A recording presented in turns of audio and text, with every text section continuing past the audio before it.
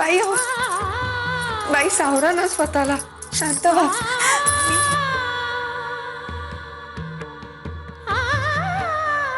बाई घ्या, पाणी घ्या. हे घ्या.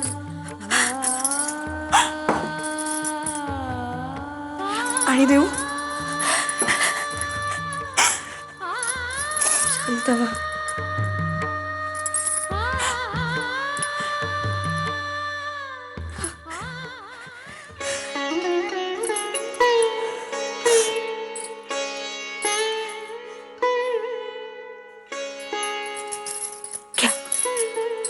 पुस्तके घ्या, अभ्यासाला सुरुवात करूया. बाई, बाई अहो किती लवकर सावरलात तुम्ही. मला तर रडू आले की कितीतरी वेळ आवरतच नाही. लहान आहात तुम्ही अजून.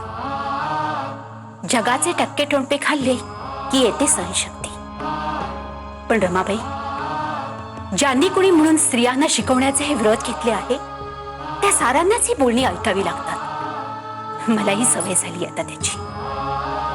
ज्योतिराव फुले, सावित्रीबाई फुले यांनी तर शेणाचा मारही सहन केला, पण व्रत टाकले नाही. त्या मनाने ही 4 बोल म्हणजे काहीच नाहीत. ज्योतिराव, महादेवराव, भांडारकर, सावित्रीबाई या माणसांकडे पाहिले की मोठे बळ येते. आणि रमाबाई, माझे सुदैव असे की या साऱ्यांचा विचार करणारे सासर मला लाभले. नाहीतर मीही बसले असते चुलीपाशी. पण एक गोष्ट ध्यानात ठेवा, माधवरावांसारख्या विद्वान, समंजस आणि अत्यंत बुद्धिवान माणसाची पत्नी होण्याचे भाग्य तुम्हास लाभले. तुम्ही खूप शिकावे, स्त्रियांसाठी काहीतरी मोठे महत्वाचे कार्य करावे अशी त्यांची खूप इच्छा आहे.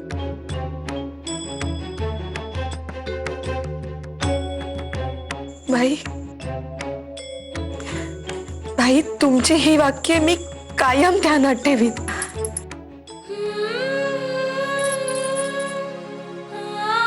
छान.